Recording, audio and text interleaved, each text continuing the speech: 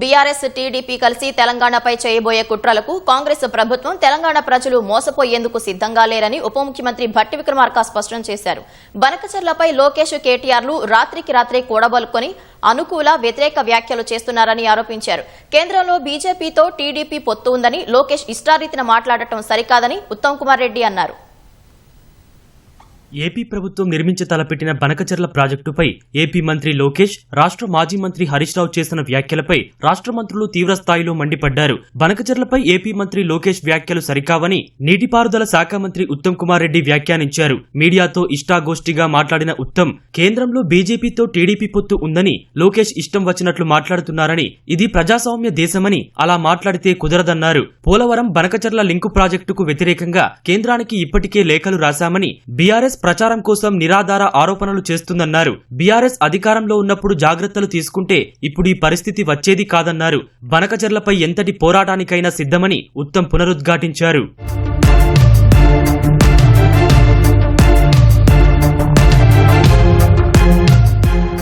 10 ఏళ్లు అధికారంలో ఉన్న బీఆర్ఎస్ ప్రాజెక్టులు కట్టకపోవడం వల్లే ఏపీ సర్కార్ వృధా జలాల పేరుతో బనకచర్లను తెరపైకి తెచ్చిందని ఉప ముఖ్యమంత్రి భట్టి విక్రమార్క విమర్శించారు. నాగర్ కర్నూలు జిల్లా కొల్లాపూర్లో మంత్రి జూపల్లి కృష్ణారావుతో కలిసి పలు అభివృద్ధి కార్యక్రమాలకు శంకుస్థాపన చేసిన అనంతరం జరిగిన బహిరంగ సభలో భట్టి మాట్లాడారు. వృధా జలాల పేరుతో ఏపీ మంత్రి లోకేష్ తప్పుదోవ పట్టిస్తున్నారన్నారు. తెలంగాణ నీటి వాటా తేలిన తర్వాతే ఏపీ కొత్త ప్రాజెక్టులపై ఆలోచన చేయాలన్నారు. ఆంధ్రాలో ఉన్నటువంటి ఒక పెద్ద ఆయన మాట్లాడుతా బనకచర్లు కడతా ఇవాళ నువ్వు ఫ్లడ్ వాటర్ నేను కట్టుకుంటా, పోలవరం తర్వాత సముద్రంలోకి పోయే నీళ్లే కదానంటే అట్లా కాదని. తెలంగాణలో మా దురదృష్టం ఆ టీఆర్ఎస్ ప్రభుత్వం ఆ ప్రాజెక్టులు కట్టకపోవటం వల్ల నీళ్లు కిందికి పారుతా ఉన్నాయి. తిరిగి కాంగ్రెస్ పార్టీ వచ్చింది, మాటిస్తా ఉంది, తప్పనిసరిగా ప్రాణహిత చేవెళ్ల ప్రాజెక్ట్ ని కడతాం, బాబాసాహెబ్ అంబేద్కర్ ప్రాణహిత చేవెళ్ల ప్రాజెక్ట్. ఆ తర్వాత ఉన్నటువంటి ప్రాజెక్టులు కూడా కంప్లీట్ చేస్తాం. గోదావరి నీళ్లను కూడా తెలంగాణ ప్రాంతానికి పారిస్తాం.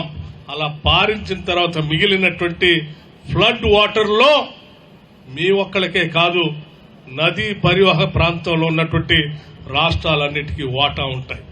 అంటే తెలంగాణకు కూడా వాటా ఉంటుంది. మా వాటా పూర్తయిన తర్వాత, మా ప్రాజెక్టులు పూర్తయిన తర్వాత, ఇంకా మిగులు జలాల్లో కూడా మా వాటా పూర్తయిన తర్వాతనే మిగిలిన నీళ్లలో మీరు బనకచర్ల కడతారో ఇంకే చర్ల కడతారో ఆ తర్వాత ఆలోచించి. లోకేష్ గారు అనుకుంటా ఆ మంత్రి గారు మాట్లాడుతా ఉన్నారు, మీరంత అమాయకంగా ఏదో వృధాగా పోతున్న నీళ్లు మేము కట్టుకోవచ్చులే, తెలంగాణ వాళ్ళు కావాలని అడ్డుపడుతున్నారంటే అలా తప్పుదోవ పట్టించే కార్యక్రమం మాత్రం చేయొద్దు.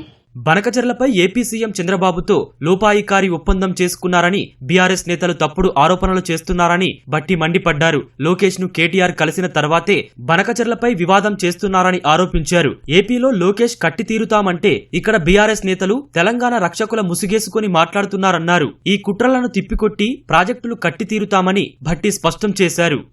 ముఖ్యమంత్రి రేవంత్ రెడ్డి గారు, అయ్యా కేటీఆర్ గారు, దొంగతనంగా రాత్రిపూట మీరు పోయి లోకేష్ ఎందుకు కలిశారు? మీ ఇద్దరికి ఉన్నటువంటి అవగాహన ఏంటి, అండర్స్టాండింగ్ ఏంటి బయటికి చెప్పాలని అన్నారు. ఇవాళ ఆయన చెప్పింది ఇవాళ నిజమైంది. ఆయన చెప్పినట్టుగానే ఈరోజు కేటీఆర్ గారు బయటకు వచ్చేసి బనకచర్ల కడతా ఉన్నారు, తెలంగాణకు ద్రోహం జరుగుతుందని ఈయన మాట్లాడతాడు. 4 రోజుల తర్వాత లోకేష్ గారు ఆ వృధాగా పోతున్న నీళ్లే కదా మేము కట్టుకుంటాం అంటే, రాత్రిపూట మీ ఇద్దరు మాట్లాడుకొని మీరేం బనకచర్ల అనండి, తెలంగాణ కోసం మేము రక్షించినటువంటి వాళ్ళగా ముసుగేసుకొని బయటకు వచ్చి మాట్లాడతాం, మళ్ళీ కాంగ్రెస్ వాళ్ళకి ఏదో చెప్పొచ్చులేని మీరు అనుకుంటున్నారేమో. తెలంగాణ ప్రజలు చాలా తెలివైనటువంటి వాళ్ళు. అటు బీఆర్ఎస్, ఇటు టీఆర్ఎస్, అటు టీడీపీ అందరూ కూడబలుక్కొని తెలంగాణ మీద కుట్ర చేసే కార్యక్రమం చేయబోతా ఉన్నారు. ఈ కుట్రలకి కాంగ్రెస్ ప్రభుత్వం కానీ తెలంగాణ ప్రజలు కానీ మరొక్కసారి మోసపోవటానికి సిద్ధంగా లేరు. మేము తప్పనిసరిగా మా నీళ్లని మేము ఎట్లా తెచ్చుకోవాలో మాకు తెలుసు. మా నీళ్లు, మా ప్రాజెక్టులు పూర్తయ్యేంత వరకు నీ బనకచర్ల లేదు, నీ బెనకచర్ల లేదు.